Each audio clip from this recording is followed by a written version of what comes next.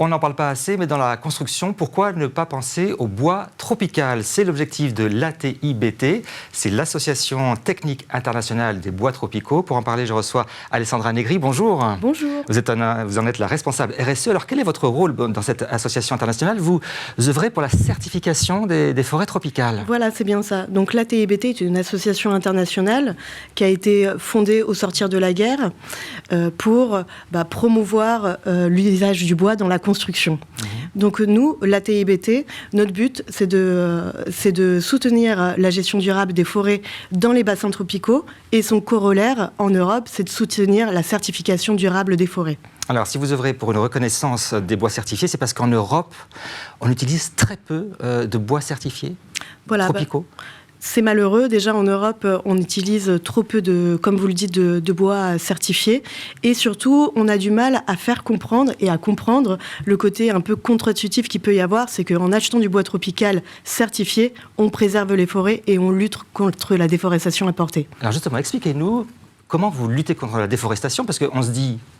Schématiquement, je prends un bois tropical en Afrique, en Amazonie, je le fais venir en Europe, je ne lutte pas contre la déforestation. Exactement. Donc, en fait, ce qu'il faut comprendre, c'est que en achetant du bois, en fait, je préserve les forêts car je donne du pouvoir à la forêt en termes économiques.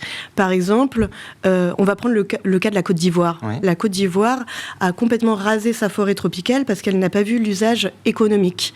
Et donc, elle a fait des plantations de cacao. Pour faire des plantations de cacao, on rase la forêt pour mettre une autre commodité agricole qui rapporte de l'argent. Et donc là, c'est bien sur ça où on a une conversion des terres et qui émet de la déforestation. Alors le bois tropical notamment a cette vertu, c'est qu'il stocke bien le carbone. C'est ça qui est intéressant. Voilà, ce qui est intéressant, c'est que je travaille également sur l'analyse cycle de vie des produits bois tropicaux, qui est en fait la carte d'identité des produits bois tropicaux, pour voir quels sont leurs impacts et leurs performances.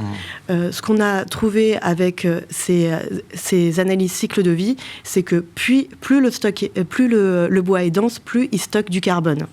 Et donc là, c'est vraiment un atout des bois tropicaux. Alors le bois tropicaux, il est plus dense, c'est ça que vous nous dites, et donc il a plus de carbone. Donc on capte finalement plus de CO2 en Europe lorsqu'on utilise tout ça.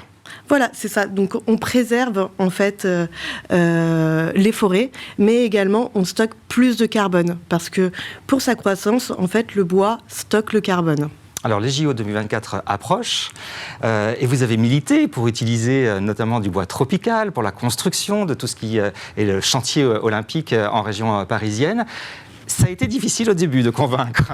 Un petit peu, parce qu'effectivement, il y a toujours cette dynamique qui reste que acheter du bois tropical, c'est déforester. Et donc, on a dû en fait parler un peu plus et se faire reconnaître. On a travaillé aussi avec les fédérations nationales, notamment avec LCB, donc le commerce du bois, qui est la fédération française du commerce du bois en France, pour laquelle je travaille également. Voilà, donc on a fait des partenariats aussi avec la filière française pour faire comprendre qu'il ne faut pas boycotter les bois en fonction de leur provenance. Et ça, c'est vraiment important. En fait, il faut utiliser une ressource responsable et utiliser plutôt du bois tropical certifié. Et c'est comme ça qu'en fait, on préserve la forêt tropicale, qui est le deuxième poumon de la planète. C'est vrai qu'on se dit a priori, je ne vais pas faire venir du bois d'autres continents, parce qu'il y a le transport, et le transport c'est beaucoup de CO2, mais vous dites qu'il faut aller plus loin que ça. Voilà, exactement. C'est qu'il ne faut pas se baser, comme ça a été fait dans les années 2017, lors de la création du cahier des charges de la Solidéo, donc pour la construction des JO, une approche que kilométrique, parce que là c'est dommage, parce qu'on perd beaucoup en termes d'avantages écosystémiques, et notamment en termes de lutte contre le changement climatique, parce qu'il faut avoir une analyse plutôt multicritère et non monocritère pour comprendre tous les avantages d'utiliser du bois tropical en tant que stock carbone, lutte contre le changement climatique, préservation de la biodiversité. Dans les forêts tropicales, c'est un réservoir de biodiversité, donc il faut encourager la gestion durable des forêts. On a un chiffre sur le pourcentage d'utilisation de bois tropical certifié en Europe en ce moment. On est à quelle proportion? Oui, alors c'est très difficile de suivre les chiffres, mais il y a plusieurs études et on estime que ça serait autour de 20 à 30% d'usage de bois tropical certifié en Europe. 20-30%. Donc encore trop peu. Il y a une étude qui dit que si on utilisait 100% des bois tropicaux certifiés, on pourrait éviter 3 millions de tonnes d'émissions carbone. Donc c'est vraiment important d'utiliser des matériaux certifiés et d'utiliser du bois tropical certifié pour les contextes d'usage où le bois tropical a tout son avantage. Par exemple, l'usage extérieur. Alors depuis le début de cette interview, on parle du bois tropical, mais faites-nous rêver un petit peu. Quelques exemples de bois tropicaux. C'est quel nom qui résonne, qu'on peut connaître? Alors on peut connaître le padouk. Donc là, c'est plutôt dans les bassins africains. Donc le padouk, le tali, le bilinga. Dans les bassins plutôt d'Amérique latine, on a le kumaru, l'ipé, qui sont des essences connues. Donc voilà. Et il faut dire qu'il y a une diversité d'essences qui est incroyable, et aussi avec un panel. Donc là, on n'en a pas parlé, mais il y a aussi le côté esthétique, avec autant d'essences que de couleurs pour utiliser le bois dans la construction. C'était ma prochaine question, l'esthétique, mais aussi le confort. C'est agréable, j'imagine, d'être entouré de bois tropical chez soi. Mais bien sûr. Mais comme tous les bois et comme l'usage de tous les bois, le bois a des avantages inouïs. C'est un matériau qui est naturel, c'est un matériau qui a des pouvoirs en termes d'acoustique. Quand on touche du bois, c'est chaleureux. Enfin, je pense que... Oui, c'est agréable.